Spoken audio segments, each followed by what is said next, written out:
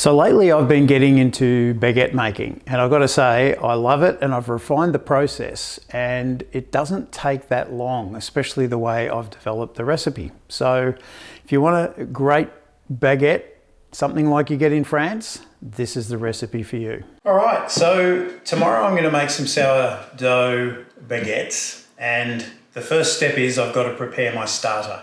So I've been using this starter for about 12 months. I started it a year ago at Easter or in preparation to make sourdough bread at Easter, and I've been feeding it every week since as required, and it'll continue on lasting for years. So I've got about, what would that be, about 3 teaspoons of sourdough starter left in the jar.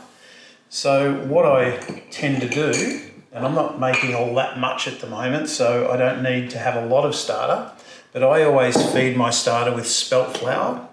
So I go 4 pretty heaped teaspoons of starter. I might even go 1 more. So when I started this 12 months ago, I would always measure and weigh. I don't do that anymore, I've got to say. I haven't had any problems, but if you want to, it's about 50-50 mix. Whatever, if you put 4 teaspoons of spelt, you want 4 teaspoons of water. So it's a 50-50 split. I just go by eye, and I haven't had any problems with it at all. So now I've just got cold water out of the tap, and I'll mix a little bit in. I don't put too much in to start with, and then I just stir it up. So it looks pretty thick in there. You actually want a fair bit of starter, so you want a lot more flour and water, because it gives the starter something really good to feed on, and then it'll hopefully double in size overnight, so we can make some good bread tomorrow morning. So that's still pretty thick. I like it a bit more runny than that, not too runny. Better to be too thick than too runny. That's looking pretty good, but I must have done this, I don't know, 800 or 900 times, I suppose, in the last 12 months. So I've got a pretty good eye for it and a feel for it. But you could probably use a measuring cup, half a cup of flour, half a cup of water, something like that. That's starting to look really good. That's excellent. So that's my starter fed, and I put the lid on. And what I generally do is I use an elastic band, and I measure where the elastic band is. So when I look at it tomorrow, it should be almost doubled in size. It should be light and bubbly, and the idea is when we go to use it, it should float in water. And if it does float in water, it's ready to go. So we need a few ingredients, and I've got them all here ready to go. So the first thing we need is water. So I've boiled the kettle, and I'm going to put about 100 grams of hot water, and then I top that up and get it to 330 grams in total. So I just add cold water until I get to 330. So there it is there. 330 grams.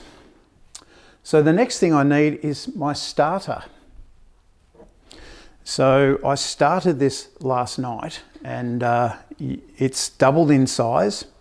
So we can see there it's all soft and bubbly and light, and it has doubled in size. So that's exactly what we need. So I'm just going to get out 50 grams of starter. And when you get it right, it should float. So there it is, floating brilliantly.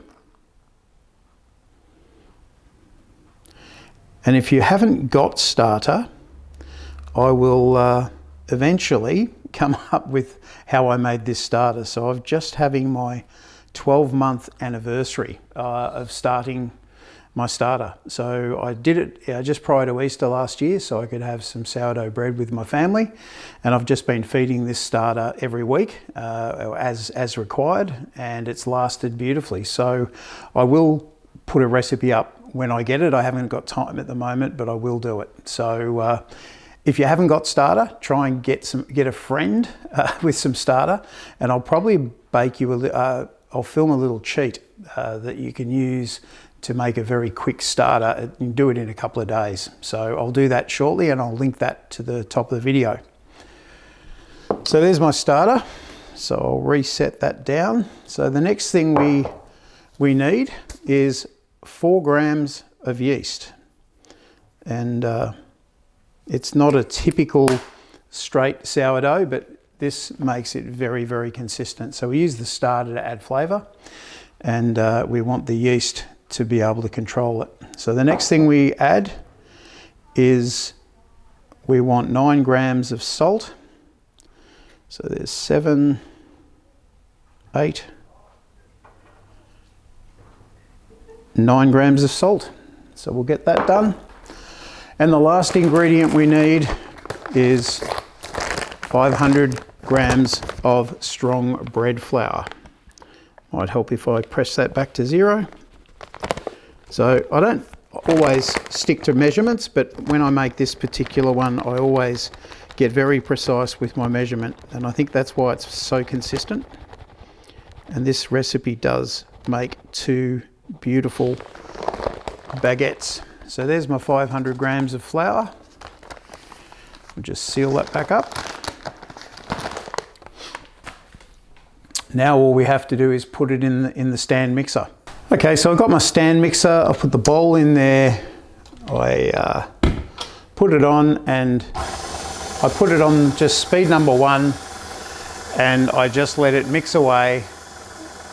And I can, at this point, I can go and make a coffee, or I can do anything I want. This needs to go for about 10 minutes, give or take. And it takes all the hard work out of bread baking. So what I like about this recipe, it's about 10 to 15 minutes of physical work, if that. The rest of it is just waiting time. So I can see the flour's spilling out a little bit on the bench here, but that's okay. It eventually incorporates it. It's a pretty wet sort of dough, so it gets a bit wet and sticky, but that's what makes the nice big holes when you cut the baguette. So we'll just let that go, and then we'll come back in a few minutes. Okay, so the 10 minutes is up. I've just made myself a coffee. So we're pretty much right now, so I'll turn it off. And I will just get rid of all of the excess from the dough hook. And I'll take that out.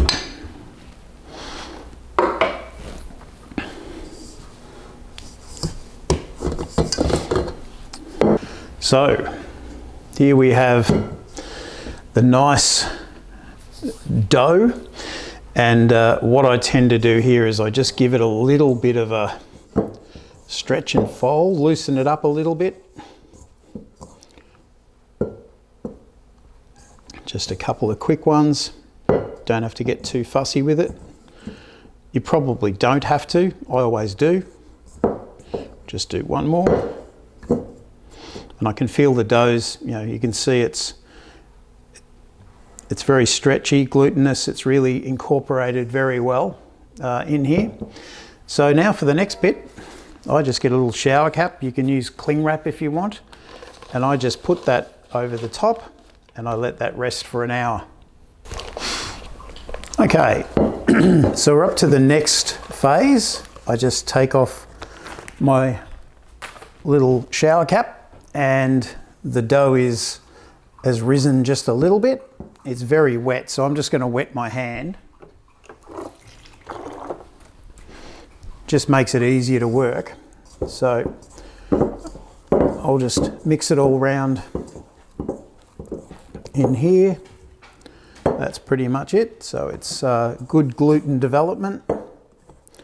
That's pretty much ready. So the next thing we do is we just put this into a container.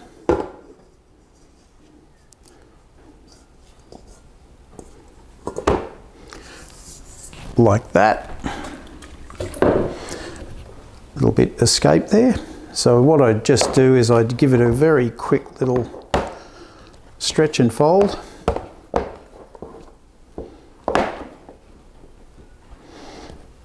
Do one more. That's pretty much ready. So what I do now is I put the lid on it,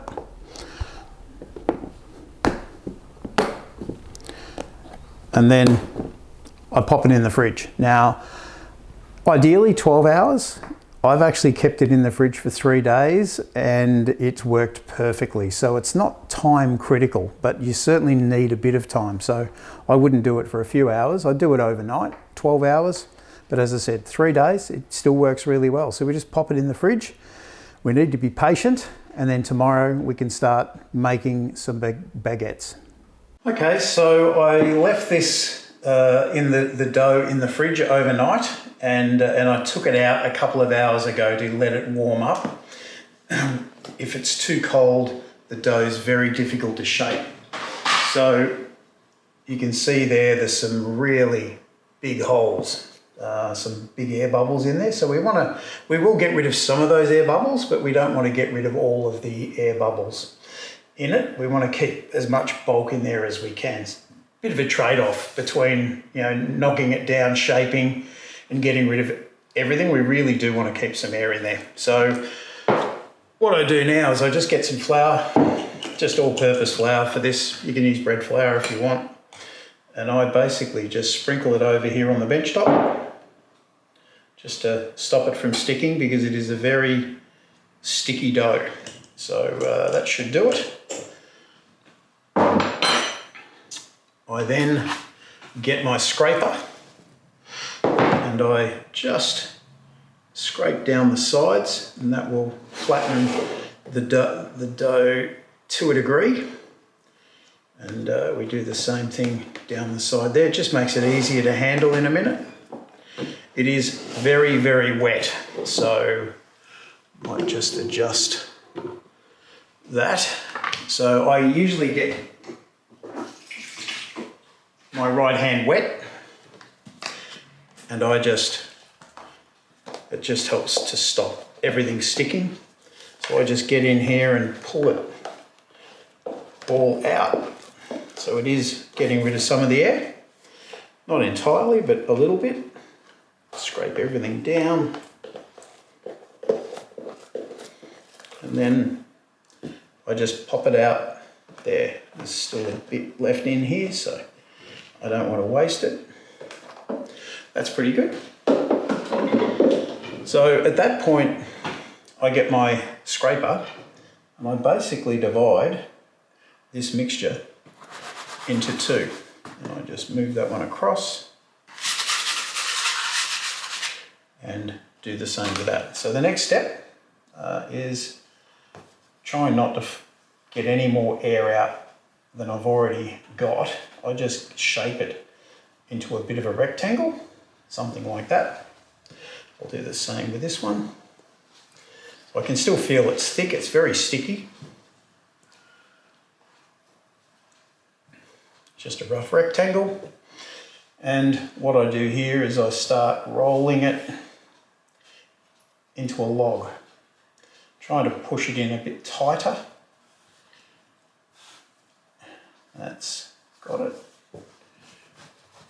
It's sticking to the bench a little bit. Just make sure there's a bit of flour there.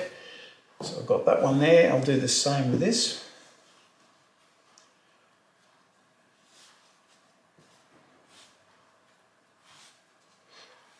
There we go. I can feel there's still a lot of air in that dough. So what I do here is I just roll it out a little bit into a long sausage or a more traditional baguette shape. So there's a bit of a seam there. I try and keep that seam on top. Now, if you want to get fancy, you can pinch it at the bottom. I don't, I keep it pretty simple. Now, the key here is I've got these Benetton baskets and they are fantastic, but I've had a few accidents over the last few months, especially in the early days. you've got to get some rice flour, and rice flour is a harder form of flour and it really prevents everything from sticking. So you just sprinkle the Benetton basket with rice flour, and don't forget to do the sides and just rub it all into the sides. This prevents it from sticking.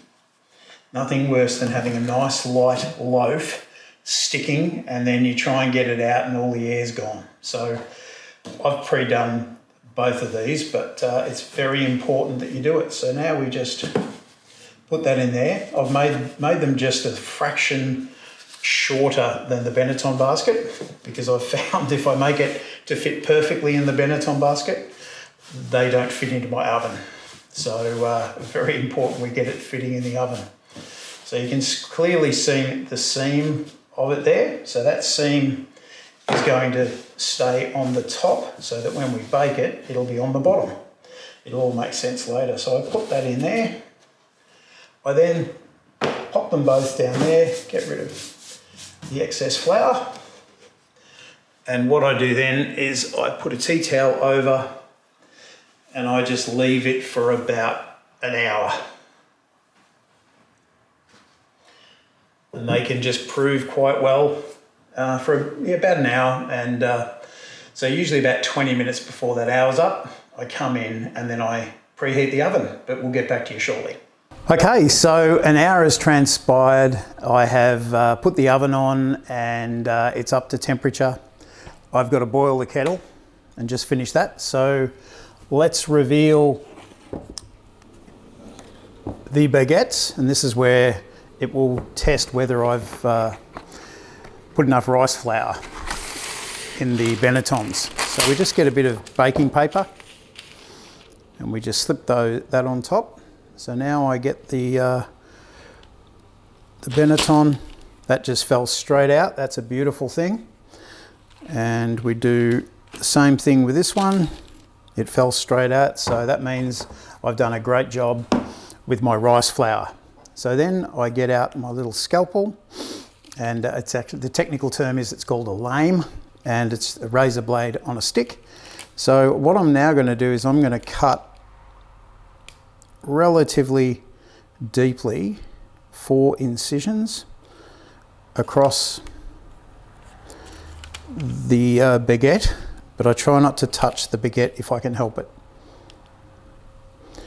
because it's all full of air. It's nice and light and it's very sticky. So if I touch it, it sort of doesn't really do it much good. So I'll pop that over there. So now we're ready to go and bake. So now I have to take the baguettes over to the oven. The water is just boiled. So I put water in a tray. This is going to create the steam that we need to bake the baguettes. Open the oven, turn on the fan.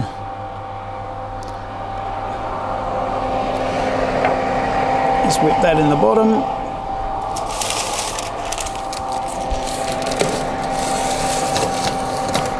Pop the baguettes in, and that's pretty much it. So now we just have to wait 15 minutes. So 15 minutes is all that's required. It's a 250 degree oven, so I've cranked it up to the hottest temperature I can get it on my oven, and we'll see what happens in 15 minutes. Okay, so 15 minutes have gone by. Time to get the bread out of the oven. So we'll turn the oven off. Grab my oven mitts. The smell in here is absolutely brilliant. It's fantastic. So we can see the loaves are beautifully browned. We'll put them up here. So these are absolutely perfect. That was a bit hot. We'll get rid of that in a tick, put that one back.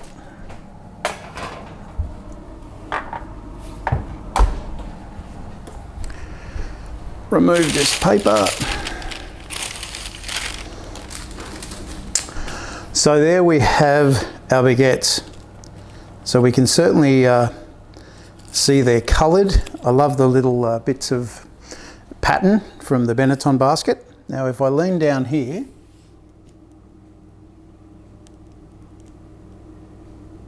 hopefully you can hear the cracking of the bread. That's one of my favourite bits. I just get addicted to hearing the cracking. We'll do it again.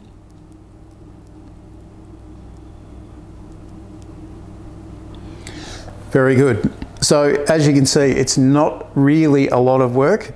It does take time, but physically, I've probably spent 10 to 15 minutes of physical work on this whole process. And it is just a magnificent homemade baguette. And it's as close as you're ever going to get to French bread without being in France. And you can do it all at home. So I think it's time to cut it. I don't normally cut it this soon, but I can't wait. So I will get out my knife. Let's grab this one. So we'll just, you can hear the crunchiness. I'll pop that one back. I'll cut it in half.